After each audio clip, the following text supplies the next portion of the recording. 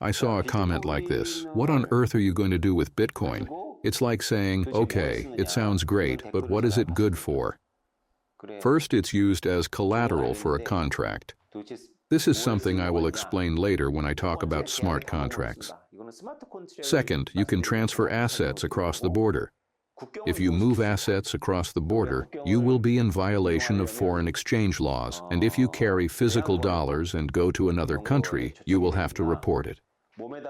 Bitcoin helps move assets across the border freely because it can be used anywhere in the world. Skeptics say that Bitcoin is used for money laundering, which is somewhat valid. Look, when criminals move money, it is money laundering. But it is problematic for average citizens like you to be hindered and interfered with every time you go abroad for your needs. It's a real hassle. Now, let's think about it from the perspective of the rich. If you think about it from the perspective of super rich people who have $10 million or $100 million in various countries, Bitcoin will not disappear because they can use it. Even if Bitcoin disappears, they will still need something like Bitcoin. When they move gold, it would require a lot of brain power not to get caught. There are a lot of things like that in movies and stuff like that. You don't need to use that kind of brain power with Bitcoin. You might say, then criminals will just use it. Yes, that's something we'll deal with later on, in terms of how we should view Bitcoin morally. Let's focus on this issue for now. What can we use Bitcoin for? Bitcoin can be used as a hedge against inflation. It means something like this. When the government prints money excessively, the value of the money that you have keeps falling. So, you need to find a way. What is the most common thing that Korean people do to help offset the effects of inflation? It's real estate. If we go back to the 1970s, let's say, one person put their income into real estate and another person put their income into a savings account. Suppose they did that for 40 years, starting in the 1970s. Well, over the course of those 40 years, their fates would be completely different. They would be on completely different paths. People now know keeping money in a bank account is stupid. Well, if stupid sounds too harsh, I'd say saving is an altruistic act. It's something you do for your country. It's about helping businesses invest through cheap financing, but it's not for your benefit. Of course, Koreans should not be cynical about this because Korean companies grew that way, and some have become global corporations. They now hire the children of those who saved in the 1970s, and all those companies helped South Korea rise as a global player. So I don't think it was a foolish thing to do. But I would like to say this: the era of innocence is over. Because they saw what happened in South Korea. Who? People from China, India, and Vietnam saw it. If we didn't set precedents, they might believe the lie.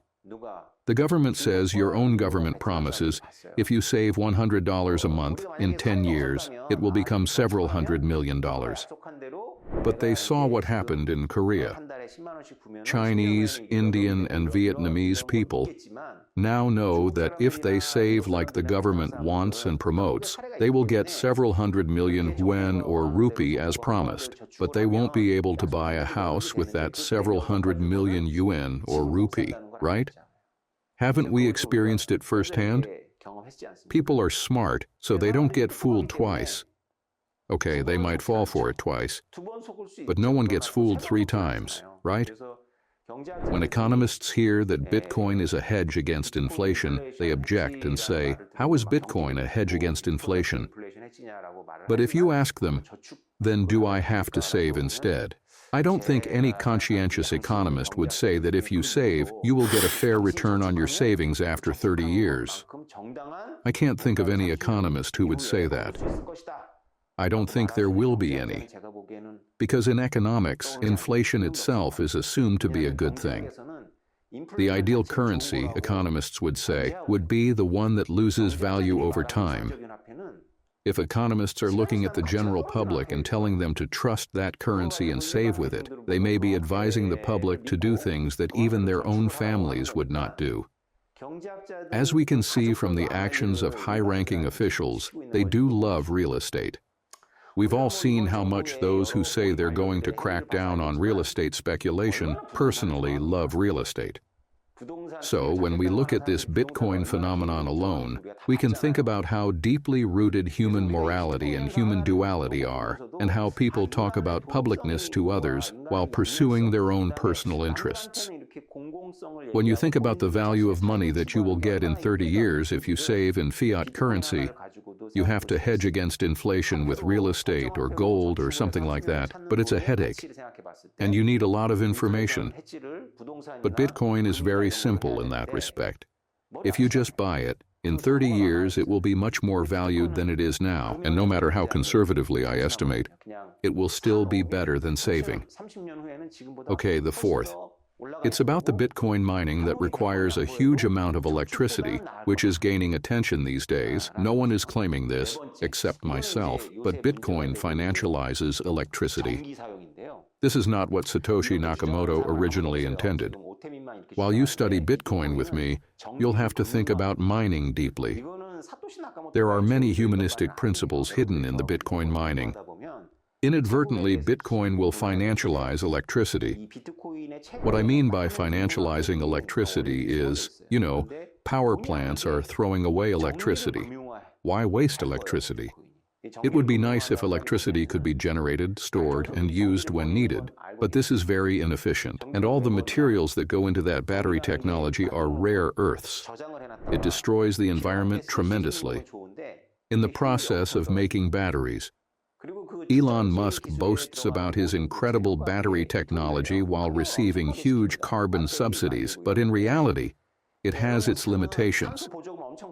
Electricity is not something you can put in a container, put in the refrigerator, and take out when you need it like food.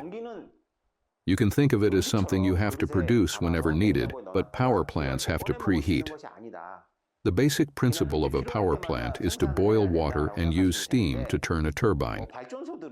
As the turbine turns, the magnets turn and create electricity.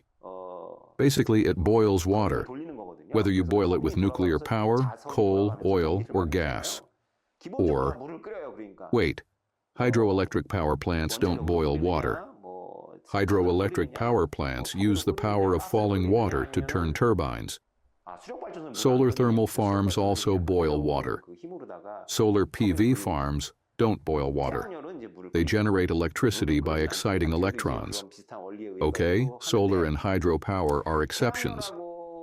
Let's focus on the power plants that boil water. Would it be cheaper to keep it in a boiling state or to boil it whenever needed? It would be cheaper to maintain the boiled water, so they try not to cool the boiler down. They just have to keep boiling it. But since electricity is not always used, it consumes a lot of energy to cool it down and then boil it again to raise the temperature. So basically, there's a lot of electricity that's being wasted. In the case of nuclear power, much more electricity is wasted than is actually used. While I was studying Bitcoin, I looked up a paper and found that France has a large proportion of nuclear power. I think it's around 70%, and there was also a paper on how to dispose of the excess electricity. Should you let it flow into the ground? If you send electricity through the ground, there might be some effect you don't know about. Considering things like this, they think about proper ways to throw away electricity, but Bitcoin can be mined 24 hours a day.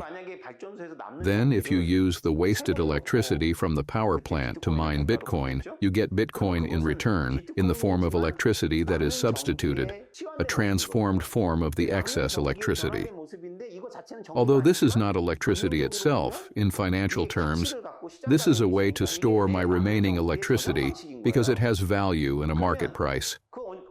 Then, how can I convert it back into electricity? This is possible in finance, because they can sell the bitcoins they have accumulated to buy electricity from power plants when they need it during peak times.